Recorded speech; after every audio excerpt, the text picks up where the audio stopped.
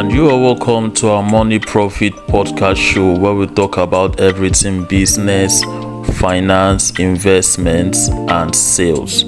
My name is Onyechi Chukudi Paul and I'm your host on this podcast. So today I'll be talking about something quite interesting.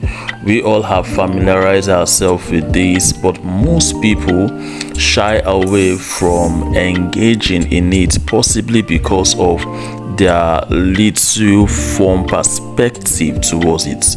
But before I move further, I want to share with us a certain perspective about what I want to share today. Years back I was privileged to be in one of Akin and Labi's show, I think in a hotel, and he said something.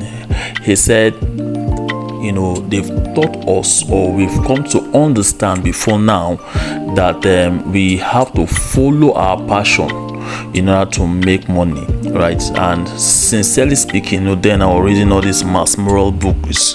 Those books were fantastic. My eyes was open to a whole lot while I was reading those books.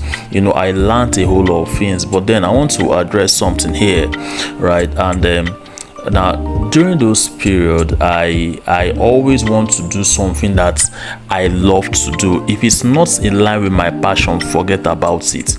It is not my calling. Forget about it. I am not doing it. I won't even put my interest, even when those things is going to bring money to me, even when those things would improve me, would make me better. The moment I search my heart and I feel, this thing is nowhere in line with what I'm interested in, I shy away. And this is not just me. A whole lot of people are also suffering from such syndromes, right? So Akin Alabi says something that, okay, you've been taught and you've known this, and he says something. He said, do you think Dangote loves selling sugar, or do you think he loves selling salt? He said, no, he doesn't, but he has to meet a need. It is in meeting need that you actually get the money. See, the Bible says something, right? The Bible said that where your treasure is, that is where your heart will be. However, right, if a certain activities is going to enable you to get it, then you fall in love with that activities because that is what is bringing the money.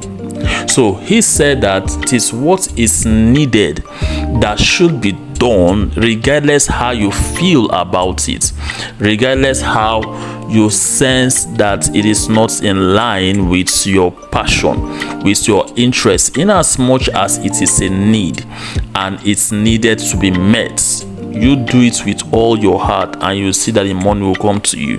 Time back also, I was listening to our renowned financial guru, Robert Kiyosaki. He said something. He said, listen, I know I speak in conferences when it comes to finance and stuff, but then one thing I don't like doing is writing. I dislike writing. He was saying it in a show that he dislikes writing to the teeth. It's something he don't want to do. He don't want to even see himself or even imagine himself doing it.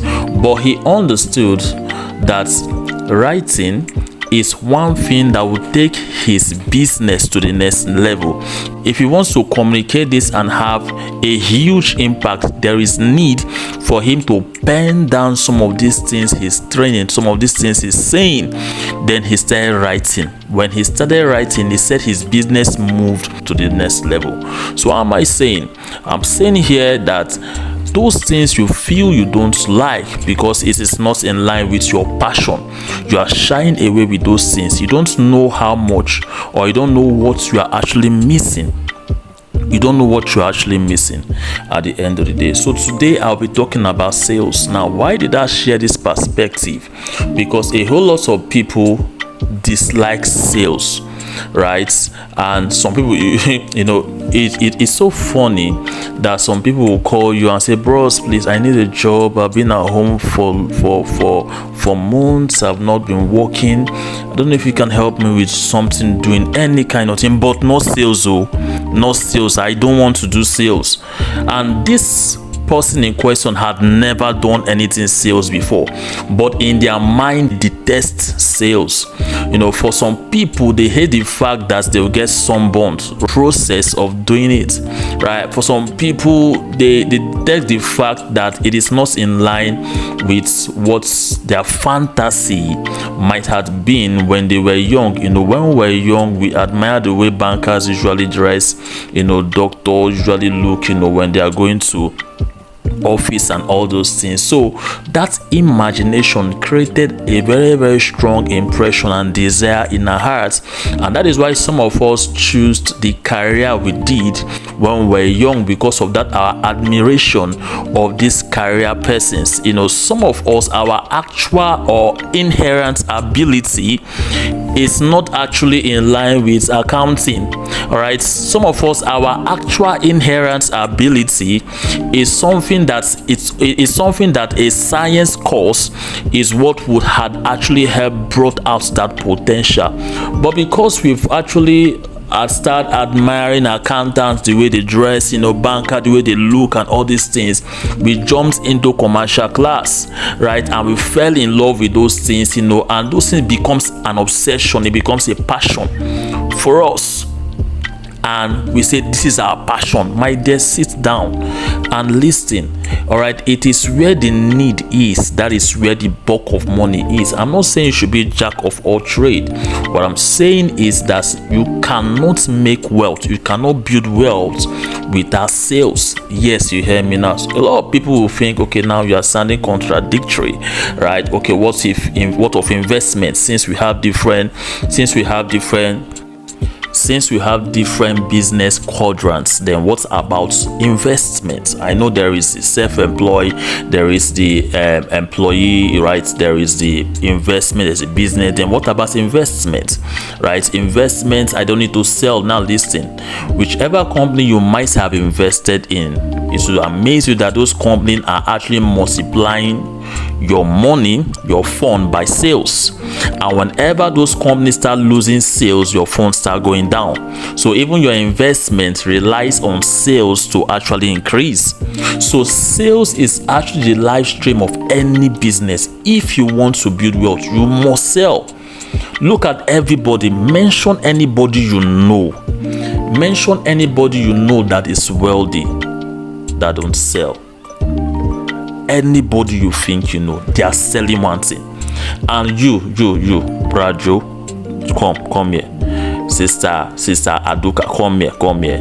You that say you don't want to sell, you don't like selling, you don't like sales, right? You that say you don't like sales. Do you know that place, that work you are going to, that administrative work, that clerk you want to do, that receptionist you want to do you know that you are actually selling your service? Yes, that is what you are doing. You are actually selling your service, and that is why the company is paying you. For the fact that you are selling your service, you are offering a form of value, however little it could be. The point where the company starts seeing that, oh, this person is not offering any value anymore, they'll lay you off.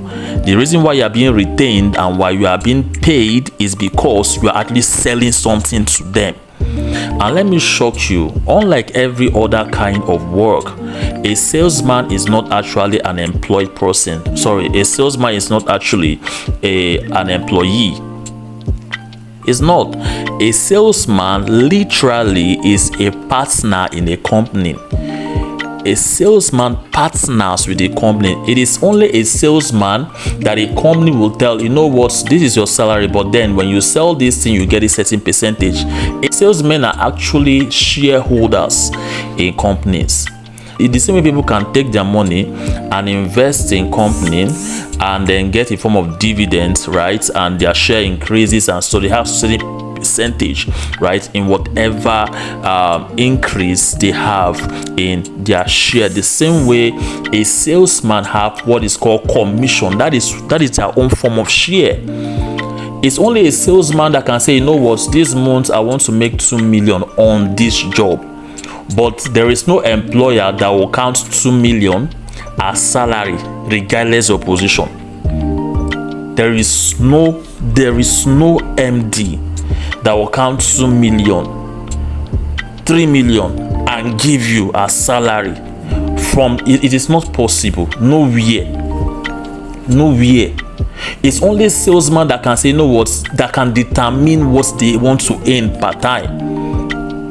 Right? So sales is actually the live stream of building wealth.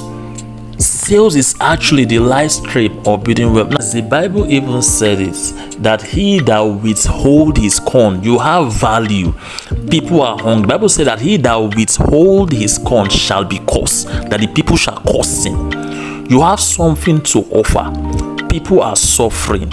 But because you say, I don't like sales, I cannot sell, I don't want to have sunburn, I don't want people to look at me like I'm suffering, because of that, you withhold it. And that is why poverty is chasing you like Canaan robber. So it is important you understand that sales is a required thing that you need in amassing wealth. It is needful, and I will end with this.